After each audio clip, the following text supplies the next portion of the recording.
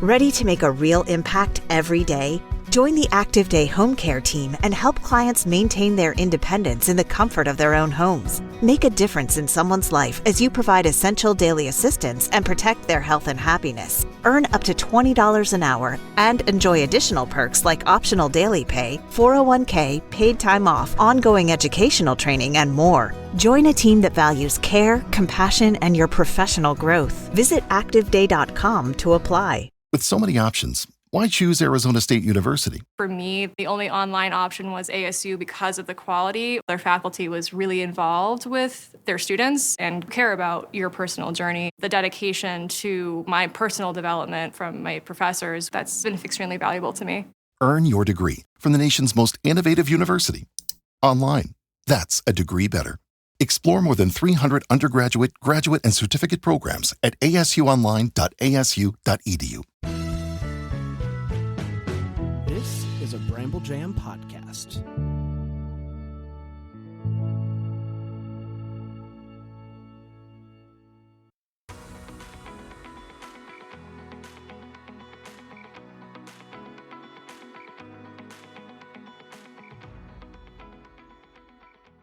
Welcome to Girls Gone Hallmark, a Hallmark review podcast. I'm Megan, and I'm a longtime Hallmark fan.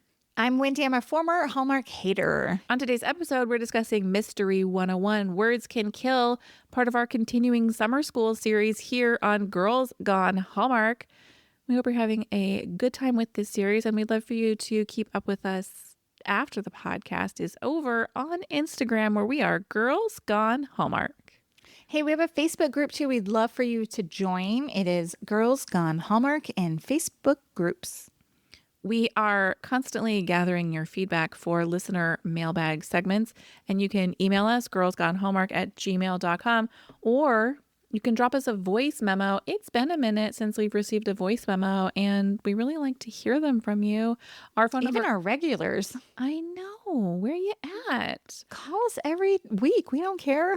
Seriously, you cannot bother us. There is no such thing as too much. Our phone number is 949-329-8090. Don't be embarrassed.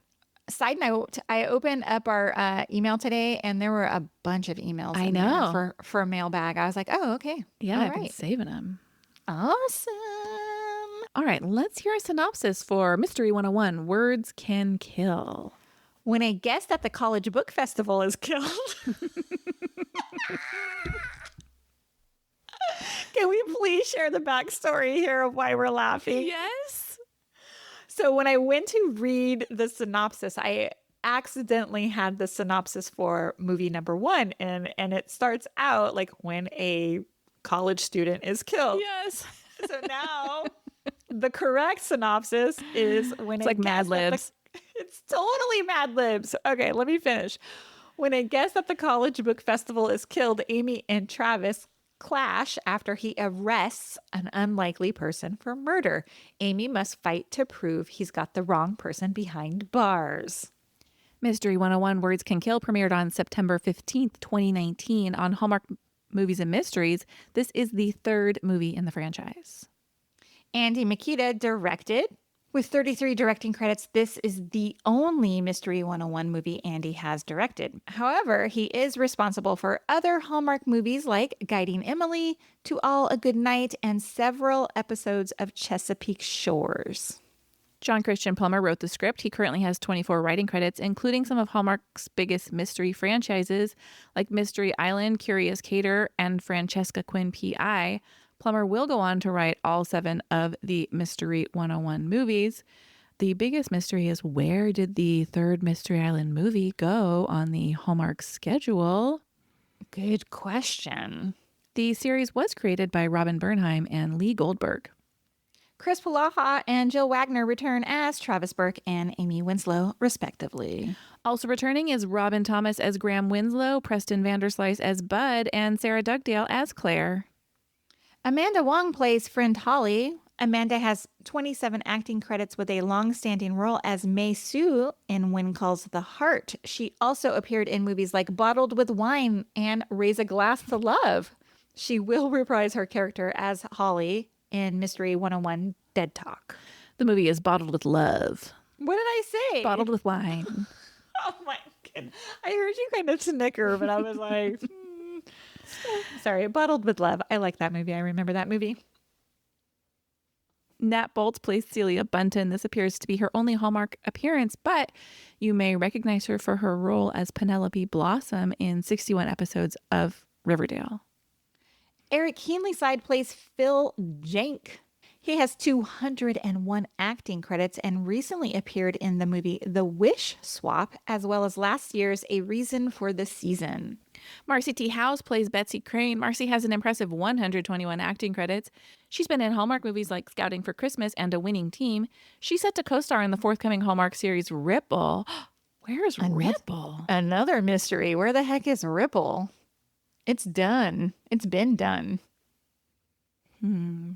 It was supposed to be like exclusively Hallmark Plus. I don't know what happened to it. Nothing is exclusively Hallmark Plus anymore. Put Travis and Amy on the case. Yeah, for real. Milo Shandell plays Rick Finch. These names are so hard to say for me today. Milo has appeared in several other Hallmark projects like Family Practice Mysteries, Coming Home, Beverly Hills Wedding, and A Summer Romance. Rona Rees plays Graham Winslow superfan Hannah. Rona has a long list of acting credits, having appeared in a good amount of Hallmark movies. Notably, she will serve as narrator in Mystery 101 Dead Talk. Let's take a quick break and come right back with first impressions. Hi, I'm Richard Karn, and you may have seen me on TV talking about the world's #1 expandable garden hose. Well, the brand new Pocket Hose Copperhead with Pocket Pivot is here, and it's a total game changer. Old-fashioned hoses get kinks and creases at the spigot, but the Copperhead's Pocket Pivot swivels 360 degrees for full water flow and freedom to water with ease all around your home. When you're all done, this rust-proof anti-burst hose shrinks back down to pocket size for effortless handling and tidy storage. Plus, your super light and ultra-durable Pocket Hose Copperhead is backed with a 10-year warranty. What could be better than that? I'll tell you what, an exciting radio-exclusive offer just for you. For a limited time, you can get a free Pocket Pivot and their 10-pattern sprayer with the purchase of any size Copperhead hose. Just text WATER to 64,000. That's WATER to 64,000 for your 2 free gifts with purchase. WATER to 64,000. By texting 64,000, you agree to receive recurring automated marketing messages from Pocket Hose. Message and data rates may apply. No purchase required. Terms apply. Available at pockethose.com/terms. Hey, Wendy, what's your first impression of Mystery 101 Words Can Kill? This one had me wanting to read an Atticus Keller novel. Oh.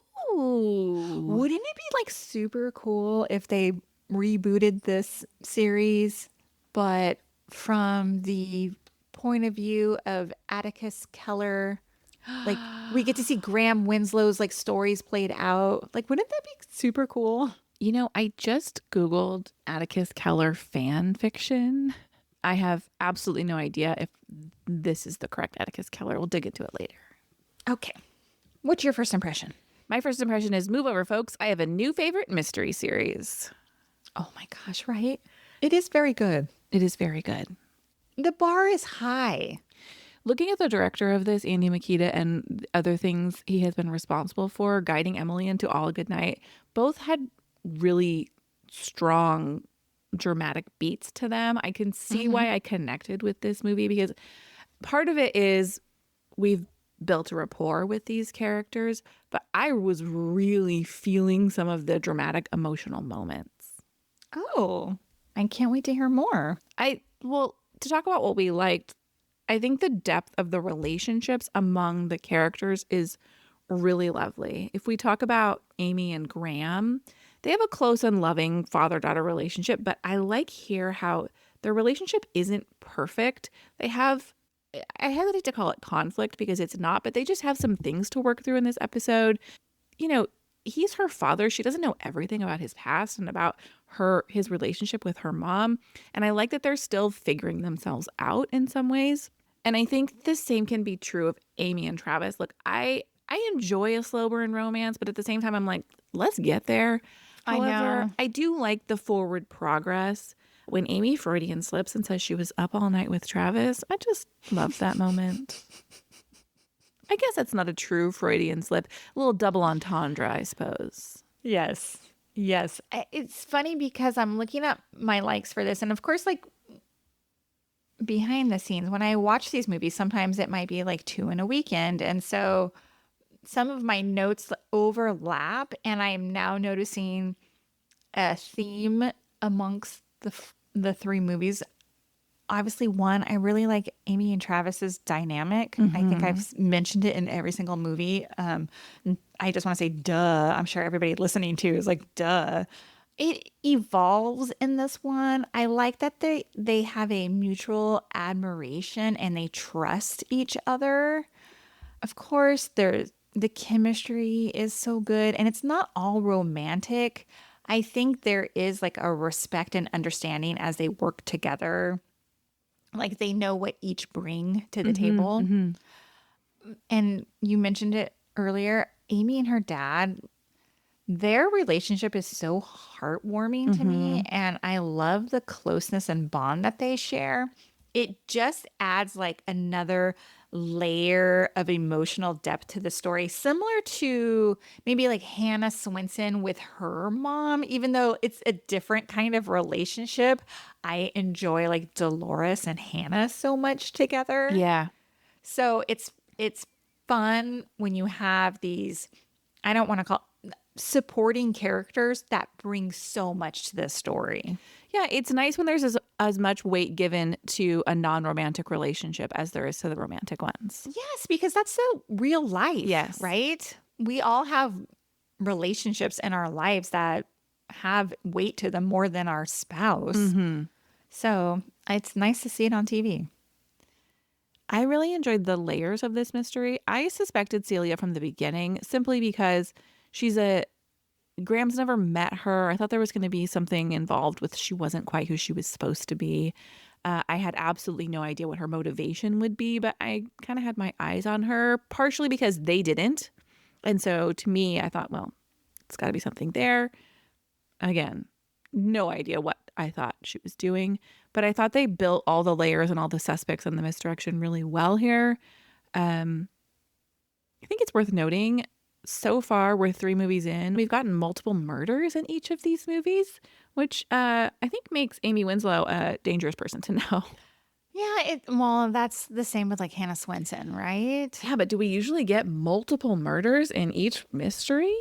It's very Yeah, interesting. I hear you. I kind of like it as I wonder if that's going to continue throughout the series, because oftentimes, you know, the person getting murdered is a key witness or suspect, so it changes the course of the investigation. Yeah. I want to say that I thought this mystery, the case itself, was way more compelling than some of other mysteries we've seen. I know our writer, John Christian Plummer, writes a lot of mysteries for Hallmark. Mystery Island, Curious Caterer, and of those franchises, there's some movies that are better than others to me. This one, in terms of the 3 movies we've seen, I thought the mystery part of it was better than most. Yeah, this is one of the best mysteries I've seen on Hallmark, Yeah. if not the best so far. I have 2 more likes. Travis's dilemma, that whole scene. Look, I'm a big Palaha fan. When he has to go tell Amy that he's going to arrest her dad, it was such a delicate situation. But I thought that the way that the character of Travis handled it, it was like, you know, top shelf professionalism. Yes. But then, like, obviously he cares for Amy and Graham as well. So he's like, I'm in a tough situation here, but look, this is what I got to do. This is my job.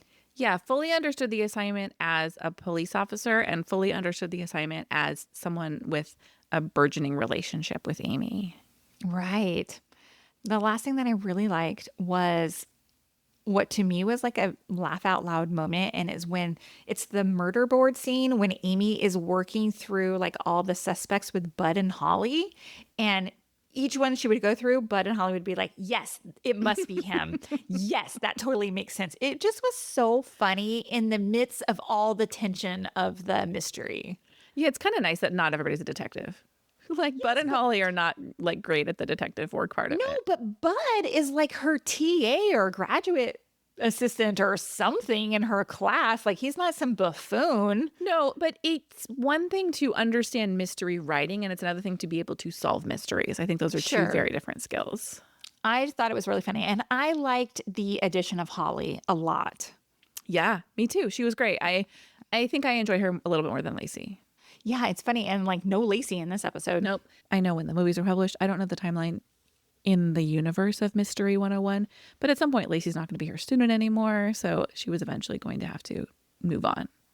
So do you think Holly like the coffee friend? You know, she's going to see her every morning. That's a good question. You know, hold question. on. Are you going to look? Back to my notes. She does reprise her character, but only in Mystery 101 Dead Talk. So I hope Amanda doesn't see a untimely fate. It could just be that time marches on. Yeah. Let's talk wishes. Okay.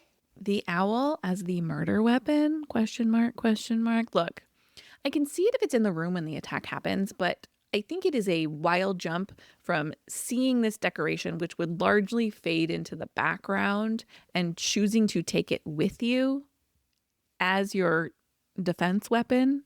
I think it's a wild choice. You're like, I'm going to take this owl paperweight with me just in case I need to defend myself. Come on. Mm-hmm. Yeah. My other wish is I'm mostly able to suspend belief here because I do find these characters so enjoyable. I have the same words in my notes. Where are you going? And I think the writing is very well done. However, I do think Amy needs a reality check because she pushes back on Travis not wanting her in the room when he's conducting a search with a warrant. And she also steps directly into a crime scene and walks through it and takes photos. And she's clearly very bright and talented, but she is not a police officer, nor has she been granted some sort of police consultant role like we've seen in other shows. Yes. So I think maybe someone, and Travis does put her in her place politely, but I think maybe she needs a little bit of a, maybe I don't just walk directly across the police line, do not cross into the crime scene. Gotcha. Well, my note in suspending disbelief is, look, all these terrible crimes keep happening to or adjacent to our lead characters. Yeah. It becomes like too much. Yeah. And I can't just be like, oh yeah, like there's nobody in my life that I know that has been adjacent to a terrible crime more than once. Correct. So I need for movie 4, like a crime not to happen on the college campus. Yeah, because not only are they happening nearby, but like she was to people involved. they know. Well, yeah, and her office was being bugged, and her father was involved in this movie, and you know, it was her student's boyfriend in another movie. It's not just like crimes happening in and around their town. Yeah. Now, explain to me, did we ever find out like who was in Amy's office at the beginning? Was it Celia?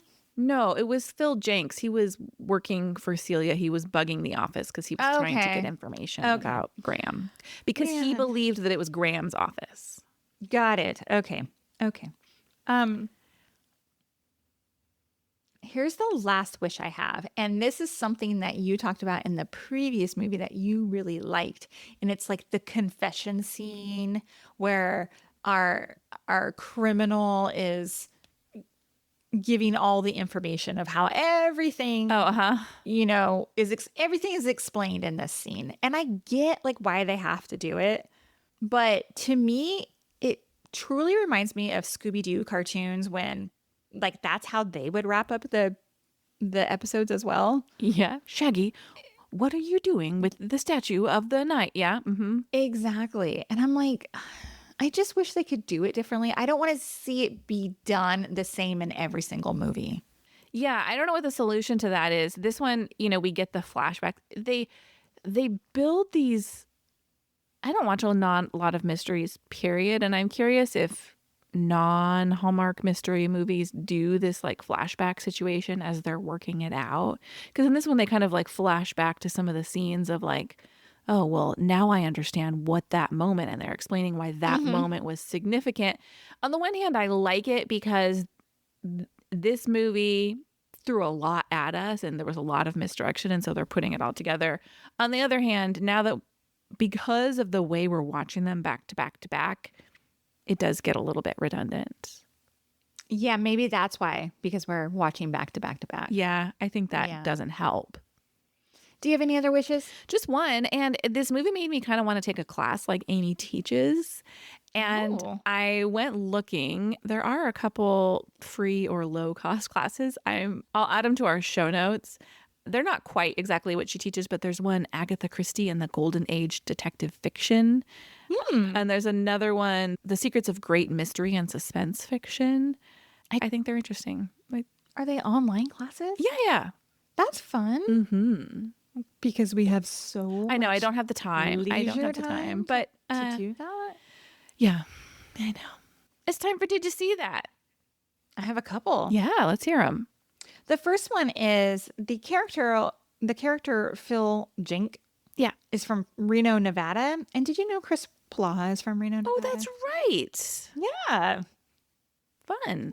That was fun. I was like, I wonder if that's coincidence or if like Chris is like, hey, let's make this character from Reno because I am from Reno. My second Did You See That is, so when Amy comes to her office and that person's in her office and then she goes out and she tries to, she's in high heels. And Yeah. this is like the second or third time I've seen her like full out sprint Yes. in a wedge heel or a high heel. I'm like, what? Put this girl in a pair of tennis shoes. I know. She loves a stiletto and she looks great in them. I understand why she wears them, but I do notice it all the time. And it's a lot of walking when you're on a college campus. It's impressive. I couldn't do it. Give me a Rothy any day. My final thing is, and I don't know if I've noticed this before, but in Amy's office, there's like large scale weapons behind her. I don't know if they're like statues, but it's like one's like an eyeglass and one is like a noose or something like that. Are they like from Clue? I don't know. They're big though, and Interesting. they sit on display like behind her. Oh, interesting. I mean, I get if they are from like Clue, I like. Or just like mystery adjacent knickknacks. Yeah, I mean, it goes with her crime writing vibe. Like, I get it. I just thought it was interesting. Interesting choice. What about you? Well, speaking of the scene where she finds someone in her office, as she's running through the college, there's a really cool shot. It's like the building is like U-shaped kind of, and there's someone, you see her in the foreground, and in the background on the opposite side of the building, you just see someone like go running by. It's just a cool little shot. Oh. Like the person that she was chasing after? Yes. Oh. You just see them like in shadow running through the other side of the building. Betsy Crane orders an oat milk latte. I feel like in 2019, the oat milk latte was ahead of its time. Thank you. I noticed I did bump on that when we were watching. I was like, oat milk. This is, what year is this? Yeah. 2017? 2019. Yeah. Yeah, I'm shocked by that. A closed caption, did you see that? They talk about taking a rain check, and it is spelled CHECQUE, which is like the Canadian spelling. Yeah. Just thought it was funny. Amy really gets the VIP treatment with the forensics team. Like her office is burgled, and they have like the forensics team on as if a capital crime has been committed. And I was like, I'm not so sure they would deploy this level of personnel for a college office burglary. You don't think so?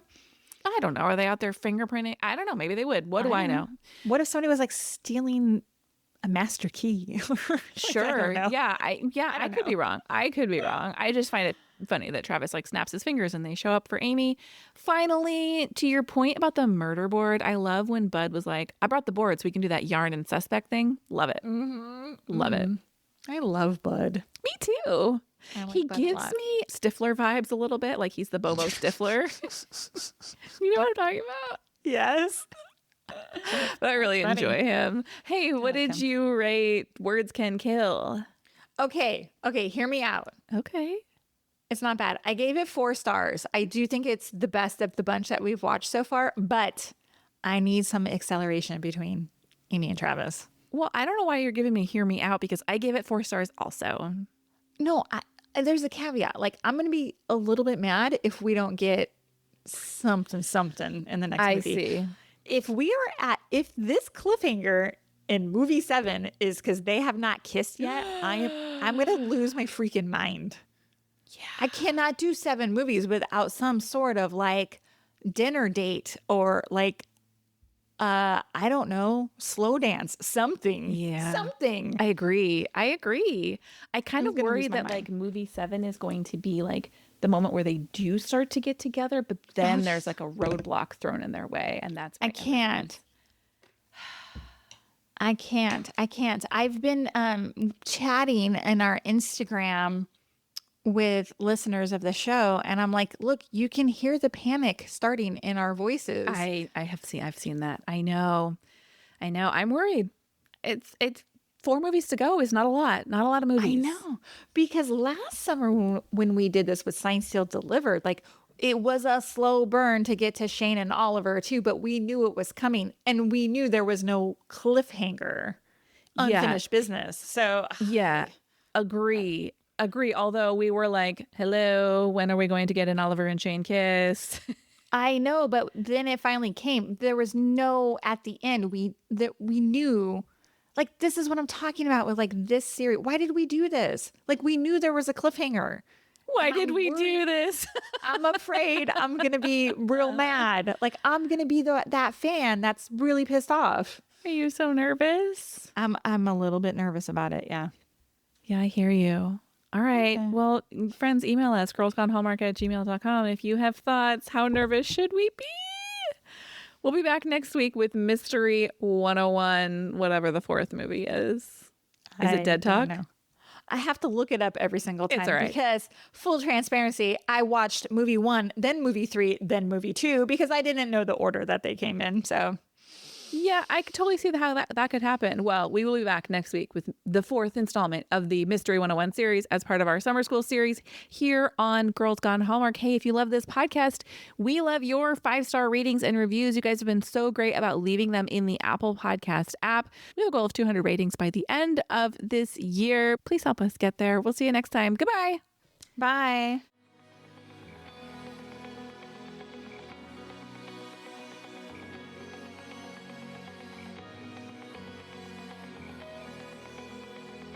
All right, friends, before we go, just a quick heads up. You're about to hear some ads. These little gems help us keep the show running and the Hallmark love flowing. So do with that info what you will. Grab a snack, hit the skip button, or maybe, just maybe, listen in and discover your new favorite product. Bye.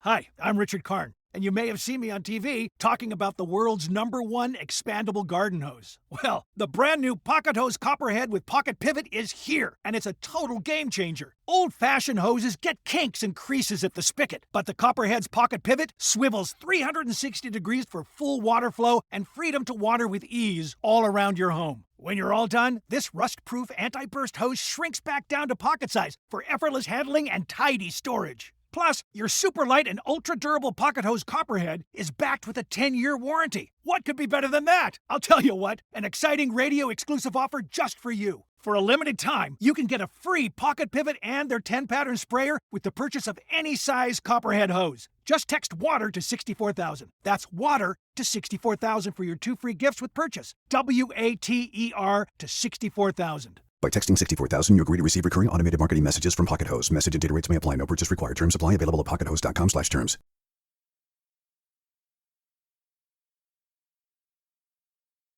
Hi, I'm Richard Karn, and you may have seen me on TV talking about the world's #1 expandable garden hose. Well, the brand new Pocket Hose Copperhead with Pocket Pivot is here, and it's a total game changer. Old-fashioned hoses get kinks and creases at the spigot, but the Copperhead's Pocket Pivot swivels 360 degrees for full water flow and freedom to water with ease all around your home. When you're all done, this rust-proof anti-burst hose shrinks back down to pocket size for effortless handling and tidy storage. Plus, your super light and ultra-durable Pocket Hose Copperhead is backed with a 10-year warranty. What could be better than that? I'll tell you what, an exciting radio-exclusive offer just for you. For a limited time, you can get a free Pocket Pivot and their 10-pattern sprayer with the purchase of any size Copperhead hose. Just text WATER to 64,000. That's WATER to 64,000 for your 2 free gifts with purchase. WATER to 64,000. By texting 64,000, you agree to receive recurring automated marketing messages from Pocket Hose. Message and data rates may apply. No purchase required. Terms apply. Available at pockethose.com/terms.